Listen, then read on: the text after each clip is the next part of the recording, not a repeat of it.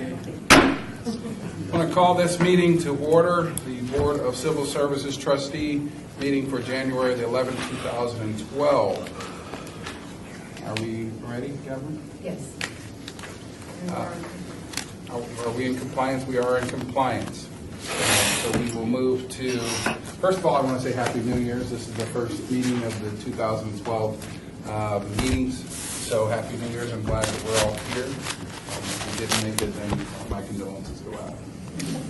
I'm glad you're not here in that capacity. But we'll move to item number 3, public's comments. Public comments during this portion of the agenda must be limited to matters on the agenda for action. If you wish to be heard, give your name for the record, the amount of discussion as well as the amount of time any single speaker is allowed may be limited. As you see, there's a table here. If you are asking to be heard, please come up to the table, have a seat, state your name, what department you're in, and please do not use acronyms. We need the full understanding as to what you're talking about for the record. Again, this is the public comment session. Second. Anyone for public comment? We'll move into for possible action to approve final minutes by reference of the regular meeting of December the 14th, 2011.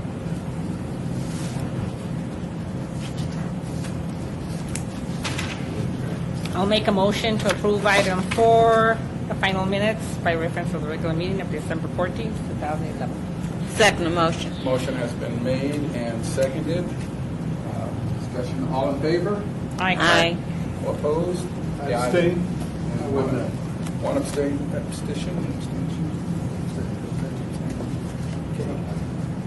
We'll move to number 5, discussion for possible action to certify the eligibility list for communication specialist promotional through street and sanitation crew leader promotional as listed on the agenda.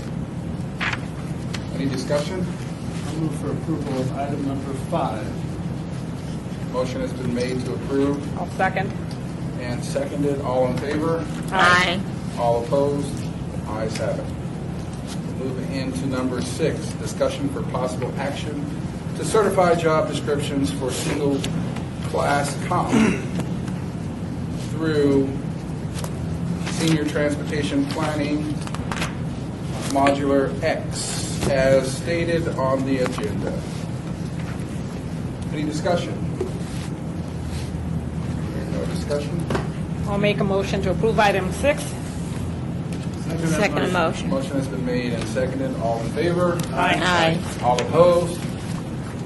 The ayes have it. Item number 7, discussion for possible action on the receivability of the notice of appeal, Edmund Ballinger.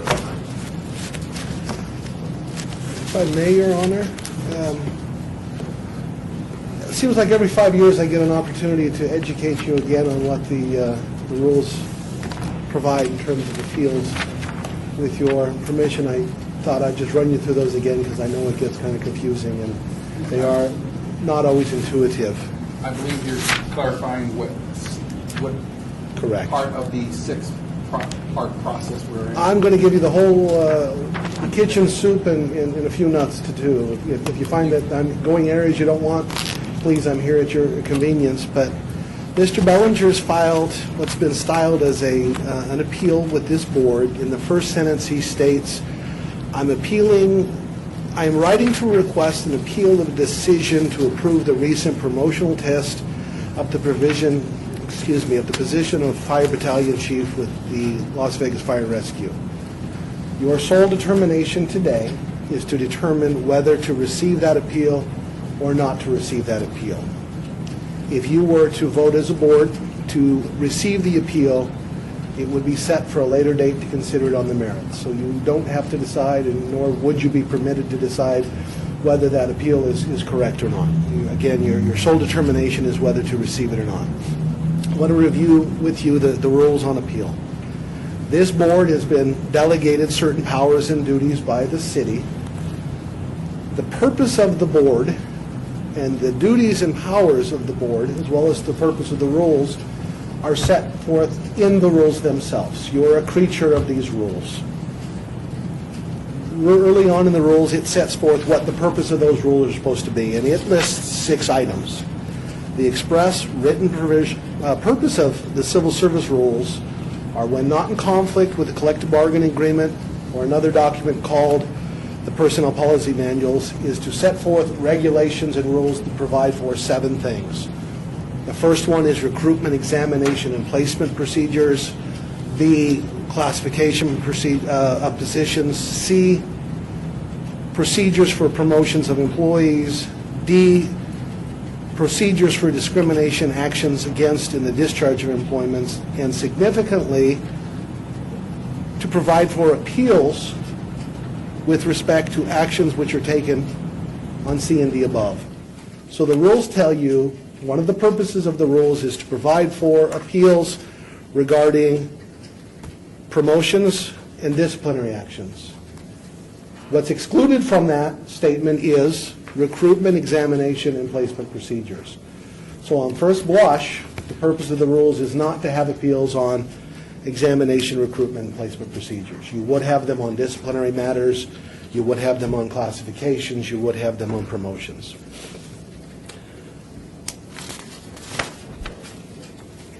Keeping that in mind, let's review what the later part of the rules at the very back of the manual talk about in terms of procedures on rules. Again, I said that on its face, it appears that recruitment, examination, and placement is not one of the items that, although you do cover, you are supposed to have appeals of. But the section in the rules that deals with appeals seems to divide appeals into 2 types. One, involving personnel actions for medical reasons, and the second one involving, quote, appeals affecting employment status. We know we're not talking today about an appeal involving a medical reason or a termination for a medical reason. Further, according to that section, that's section 3 of the chapter, an employee in the classified service may appeal any final administrative action. If it's an appeal affecting an appointment status, as opposed to the medical discharge, the rules set forth 2 generic standards. You should be looking at failure to follow the civil service rules or an incomplete consideration of facts. Now, all of that may not mean a whole lot to you yet, but in general, when considering whether to receive an appeal, you need to ask yourself and answer collectively a couple of basic questions. One, does the person who's filing the appeal have standing in front of the board? In other words, are they in the group of persons that's covered by your rules? In this case, I think that's almost without question. The appellant is an employee in the classified service, so that's a pretty easy question. The next question is the employee trying to appeal a type of decision that's governed by your rules and one that's within your powers to hear an appeal? In other words, is it set forth in your rules? What I just told you your rules say is an employee in the classified service can appeal a final administrative decision. What is a final administrative decision, you need to ask, and your rules provide you a little more guidance there. So again, not to belabor the point, I told you earlier that it appears to me that recruitment, examination, and placement procedures are not the type that you're to be hearing, but promotion does have a kind of overlap, so I'm not going to suggest that you flat out not consider it because of that. But is it the type that you should be hearing an appeal on? You need to remember that phrase, an employee can appeal a final administrative action. And it says specifically, can only be made based on a final action. An action is considered to be final when it has been taken by the department director or designee. Lastly, your rules set forth certain procedural requirements that you will need to have at least satisfied are met before you would receive an appeal. The appeal must be filed within 10 days of the action the employee is appealing. The appeal must contain a statement setting forth the action that is being appealed and the section of your rules that govern it, and a statement justifying appeal. In this case, the threshold issues that I think you need to answer are, was a timely appeal filed? Was an appeal filed within 10 days after a final administrative action by a department director or designee. The underlying issue in this case, at least on its surface, seems to be the examination process and the generation of an eligible list. And as we reviewed earlier, on first blush, those kind of things don't seem to be within your gambit. In fact, it would seem otherwise. More importantly, however, the appeal to me seems to be untimely, and that's what you're going to have to answer for yourself. It's my recollection that Mr. Bellinger previously forwarded complaints about the examination process and asked for an opportunity to address the board, and actually came before you. He was placed on agenda, and at that time, I seem to recall that although he had not filed an appeal, I advised you that even though he hadn't filed an appeal, no question about it, there was another liberal provision where you should still give him consideration. And I cited it for you. It's the one about order a rehearing. That happened. You had a chance to hear it, and you made a decision. Going back to what I just told you was the first sentence of Mr. Bellinger's appeal, I'm writing to appeal the decision to approve the recent promotional list for the position of fire battalion chief. Reading the rules that I just did and reading his appeal and knowing the facts, not only does it appear to me to be untimely, but it appeals that he's appealing the wrong decision. He's not really appealing the generation of the list. You've already decided that. What he seems to be asking now is for you to appeal or reverse your own decision to certify the list. Some agencies, some courts, by rules, have something called a motion to rehear or reconsideration. Many don't. You don't. You don't have a specific rule that says once making a decision, you get to reconsider it. What you have are rules that say very limited types of appeals.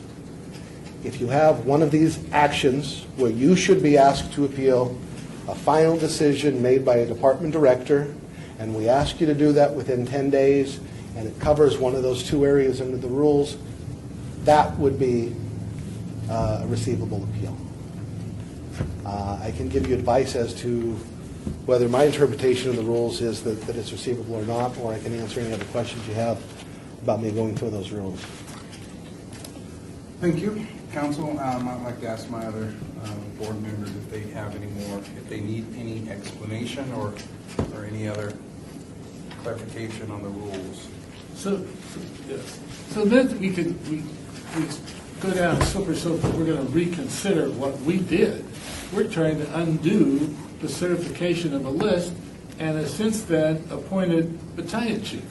And rather than go down that slippery slope, my advice on that front is you simply do not have authority to entertain a motion to reconsider. You had the authority to certify the list? And I just, for clarification, yes. Yes. I mean, that's, he stated that, he had stated that. Don't go down that slope. You restated, I think you restated what he said, wanna just make and I sure. agree that, I think you have a good understanding as to what he said.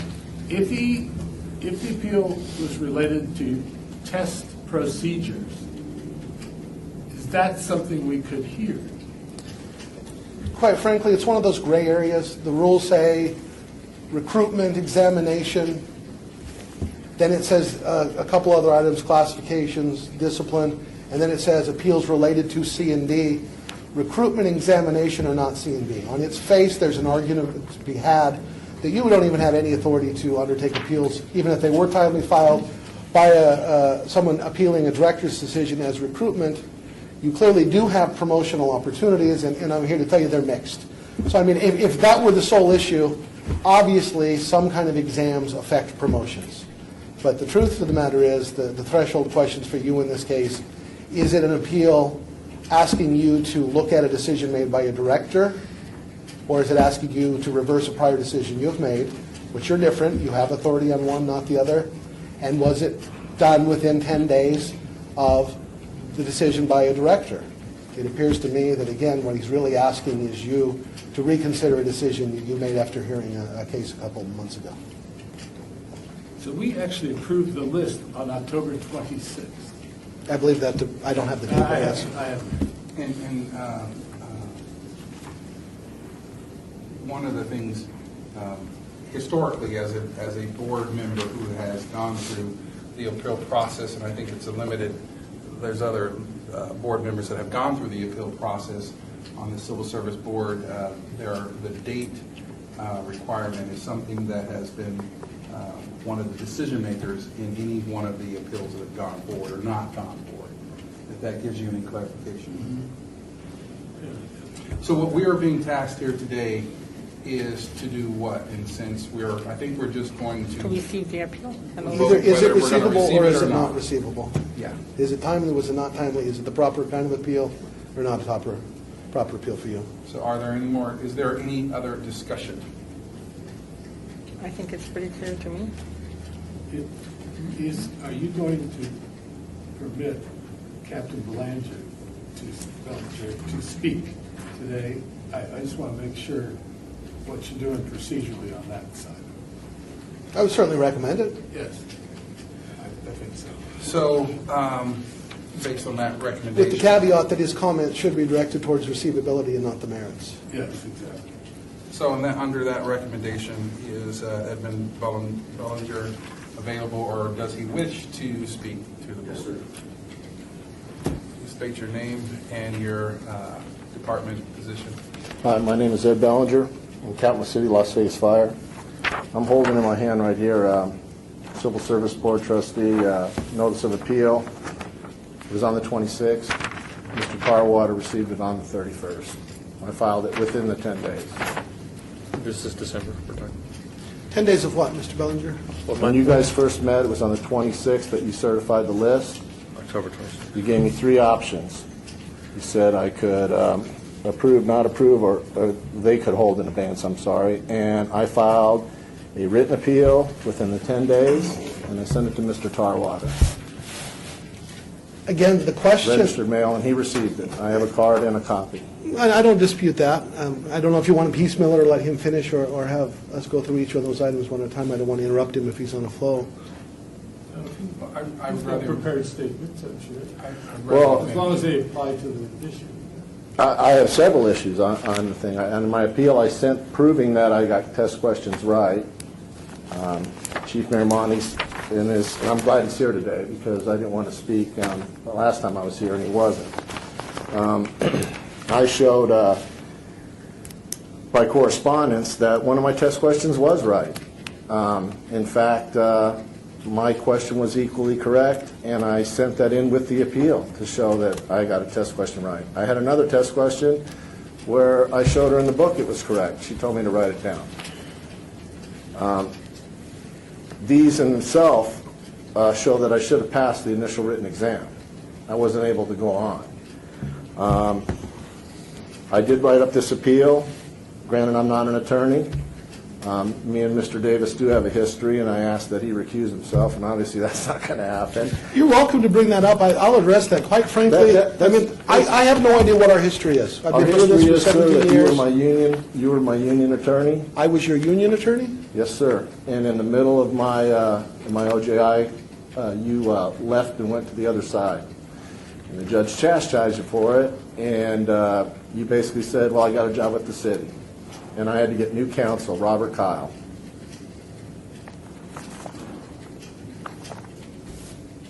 And so that's the history I have with you. So, Whether that in fact happened or not, I'm happy to state. I can bring those from Mr. Hilbrick if you'd like. Well, that's okay. What I'm telling you is I personally have no recollection of you. I've been doing this Well, for I 17 do. years. I do, sir. And I have no reason to suggest that I even make a decision here. I don't have an axe to grind against you, and to the extent that you normally ask a decision maker to recuse, unless the board feels that I'm not in a position to give you neutral advice, I have no reason to step down from my position. I have a question about the appeal and the date, because I just need clarification on the timeline.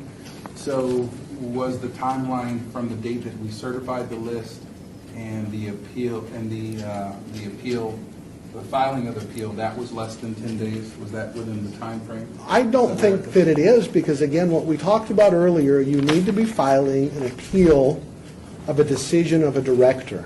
What he's asking you to do is sit and reconsider a decision you made. That is not an appeal.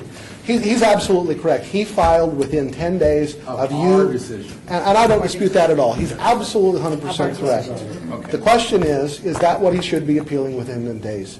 The final action in your rules is an action of the director. It would have been certifying, it's forwarding the list at the time, the denial of his appeal of the test questions by the HR director, or the decision to do the exam by the fire director. And I thank you for the clarification, because I don't think in all of the appeals that we've sat through, very Estoy en una limited junta. appeals, I don't think we've ever had an appeal of our decision. And it's my advice, that's not an appeal. And that's not an appeal. If you have, I'm sure my advice is exactly the same. You don't get to hear an appeal of your own decision. That's a motion to rehear. The rules provide for you to sit in appellate judgment of a decision by somebody else, a director or a director's designee, and you're the independent outside entity. So that clarifies that. I mean, that's the oddity in what I was listening to. Okay? Captain, in your statement, my recollection is that you said you had a history with Chief Miramontes also. Was that stated in there? No, I don't have a history, a working history. I have no qualms with Chief Miramontes. Yeah, it's right here. What It exactly? does state it very clearly, as it turns out I have a history with Chief Miramontes and others on the administrative staff of the department. Well, I think what I'm talking about there is, after I was hurt on the job, I was put on medications. And two trustees, one from the city, Karen Keller, the other from the union, Mark Fleischman, opened my medical file up, violated my HIPAA laws. They had a fiduciary responsibility, and they shared it with the whole department. And then I was tainted with a reputation of being a drug addict when I was in fact injured on the job, had to sign an agreement with the city to keep my job, to take this medication or go to work for Parks and Recreation. So in that sense, I definitely think I have a history with a lot of E-staff. Since that time, I've been off the medication for 2 years. I had to stand at 20 years per their agreement, or they could put me off, and I had no appeal rights. Chief Morgan came down for Chief Trevino. Chief Trevino passed me over on a captain's exam and said, pick somebody else. He's a drug addict. I confronted Chief Trevino, and he said it was taken out of context. Meanwhile, I was passed over several times, and I did place in the top 5 every time I took the captain's exam. If I believe you have a history with Chief Miramontes and a history with Counselor over there, we have to eliminate 2 people in your Well, out of this whole thing. They're very key people. I thought Jack was an attorney as well. I don't know. I just didn't want, it seemed to me that Mr. Davis was leaning you guys towards one way. And I'll speak to that. The council here is very specifically, in our history, has given us clarification as to the rules. Sure.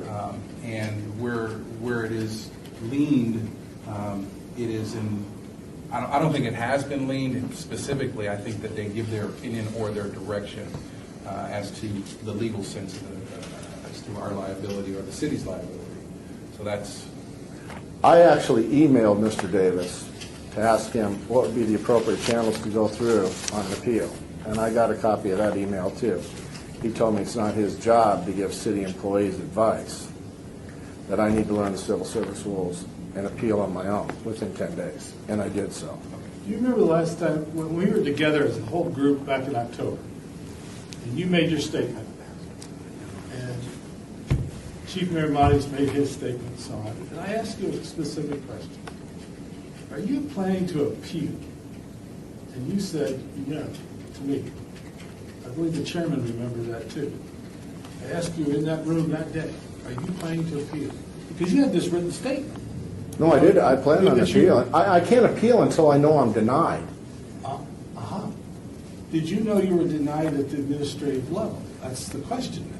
No. Not here. Because No, I was waiting to find out what the board was going to rule, and then from there, if I needed appeal, that's how I thought the process went. But that's not the way the process works, because you can't appeal our decision to us. You cannot appeal the decision to Of the certify, Yes. to certify the list. Exactly. And that's really what we're down to. That's Well- why I asked you at the time whether you Okay. were going to appeal what had gone on administratively, and you said no at the time. And that's true, you didn't. You didn't. You came in here and appealed our decision. So, Well, I'm appealing the decision because I only got 5 minutes to speak, and Chief Miramani's got to speak 45 minutes, and as I came in last time, I had no chance to rebuttal. So my side was never really even heard. so trustee, I think we have another, do you have a question? My question to you was, then no, to get it correct one more time. This notice of appeal in number 7 is he's appealing the decision that the board made, not the decision that, not the fact that he was not certified. That's what it appears to me. I read you his opening statement. Yeah. I am writing to request an appeal of the decision to approve the recent promotional list for position of Fire Battalion Chief. And what I told you earlier is what the rules contemplate in staying is your appellate role, even when you have the type of matter, is to sit in appeal of a decision made by a director or a director's designee. Thank you. Any other comment? Well, I'm not sure what I'm allowed to say, what I'm not allowed to say. I've got the job description here. I've spoken to an attorney, and it deviated from the job description. That in itself is a civil service violation. So where do I take that? If I can't take it to the Civil Service Board, and you're not here to protect the rights of us, just as we spoke previous, Mr. Steinman wasn't here, but then who is? If you can't look out for us, the employee, then who does? If your appeal had been back a few months ago against the administrative actions that took place, then we would have had a right to hear that. Okay? And those were administrative actions within the department, testing and then final decisions and so on. It was in the department.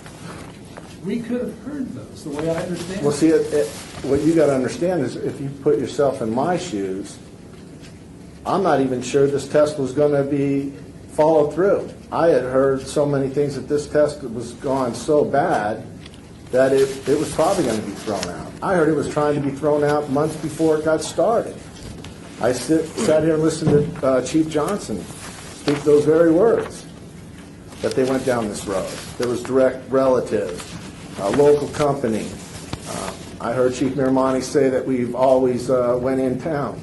We've never done that over a captain level or a chief officer position. We've never went with somebody that knew somebody in town or had direct relatives. Anonymity's not afforded there. I can't appeal anything till I hear the facts come out. I can't just go on a whim. I'm looking at factual things here that happened. And because you knew those facts, you had an opportunity to appeal what had happened. As soon as I found out what you guys made a decision on the Not what we did. 26th. As soon as the department did. As soon as the test was done, and these understandings were had, you had the right to appeal. No one made me aware of that anyway. What we're being tasked to do is, for the first time in my tenure, is to look at an appeal to our action. Had your appeal been the 10 days after the, I don't know, so I'm asking for clarification. Would it have been 10 days after the test? 10 Well, days after? generally speaking, that's it. Usually when you're talking about a final administrative decision, I told you earlier, the rules seem to contemplate clearly the types of appeals you would be doing is a disciplinary action. If it's not covered by a collective bargaining agreement, then it would have been 10 days after the director notified an employee that's suspended or fired. Or if he stepped down because of medical reasons, 10 days after that. Within a promotional opportunity, within 10 days of me being told you're not getting a promotion because of something. That's where, well, help me walk through this. So had Mr. Bellinger recognized he did not make the cutoff list when it was done, had that 10 days, well, between that 10 days, could he have appealed? He could have appealed. I don't know that it's productive to talk about what we would have done at that point. There still would have been that horns of dilemma for you saying, is he appealing a recruitment decision, which the rules seem to suggest you don't have appellate power over, or is he appealing a promotional decision by a director, which you do seem to have powers over? It's clear under either scenario, he more likely would have been timely, got over that hurdle, but you'd still be faced with, is this the type of appeal? Maybe this still, whether you believe him or disagree with it, maybe this is not one of those type of cases that we're authorized to hear. If you're just flat out trying to appeal the recruitment and examination process, period, there's an argument that maybe your rules don't let you do that. But that's not in front of you today by any stretch of the imagination. What he would have done at the time, I mean, it seems clear, and I don't dispute he filed within 10 days. I don't think any of you do when you made your decision. My advice to you is that that's not what the rules provide. They do not provide for you to sit in judgment of your own decisions. They are for you to sit in judgment of certain types of decisions made by a director. May I make one comment? How can I possibly appeal when I don't even know if my appealed questions were turned over? I didn't even find out until the process had already started that I wasn't given any appeal points. So I wouldn't even file an appeal if I would have passed the written exam. I would just continue on with the testing portion.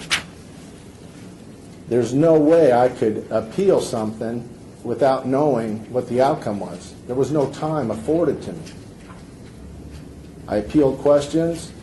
Chief Miramontes looked them over.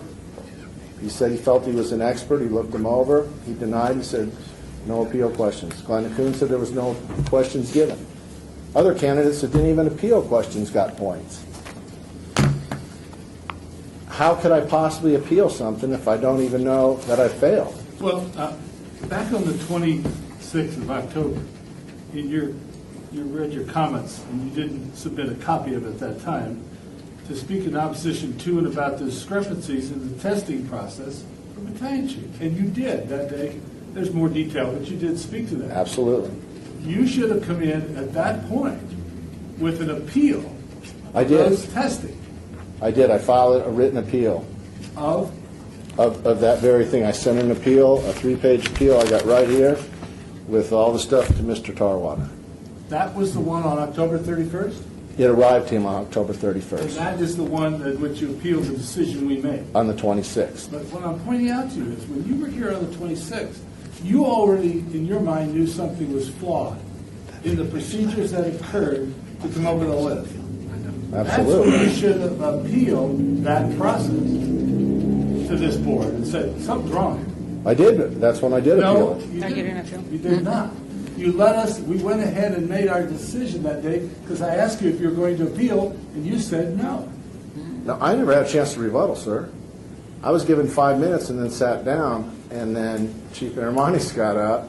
Doug Johnson asked to go before him, Chief Johnson, And Captain Littman did. and then Cap Littman got up there, and Dean Fletcher did. Yes. right, and Kreitzer, Ken Kreitzer. But I never was afforded the ability to rebuttal. I was told I had 5 minutes.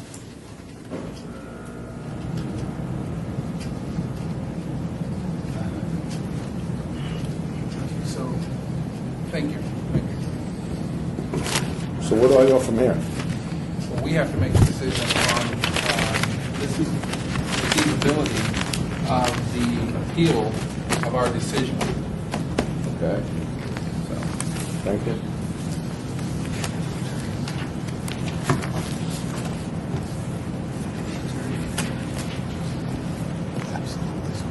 okay. Any other discussion on this item?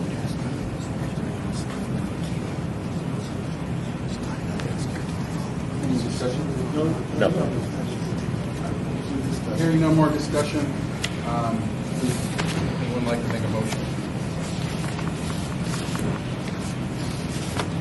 And the motion more likely would be framed in terms of either I move to receive the appeal, or I move not to receive the appeal.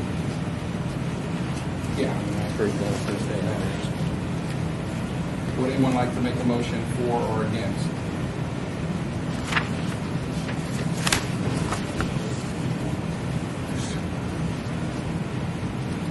Well, because of the fact that this is an appeal of our decision, I don't believe it's legitimate for us to receive it. And so I'm going to make the motion that we do not receive this appeal. Motion is made to not receive the appeal. All in favor? You need a second. Call for a Wait, second. wait, wait. Yeah. Give me a second. Motion has been made to not receive the appeal. I second that motion. Motion has been made and seconded. All in favor? Aye. All opposed? Ayes have it. We'll move into item number 8, citizens' participation. Public comment during this portion of the agenda must be limited to matters within the jurisdiction of the board. No subject may be acted upon by the board unless the subject is on the agenda and is scheduled for action. If you wish to be heard, give your name for the record, the amount of discussion on any single subject, as well as the amount of time any single speaker is allowed may be limited. Any citizens' participation? Hearing no citizens' participation, we'll move to number 9, meeting adjourned.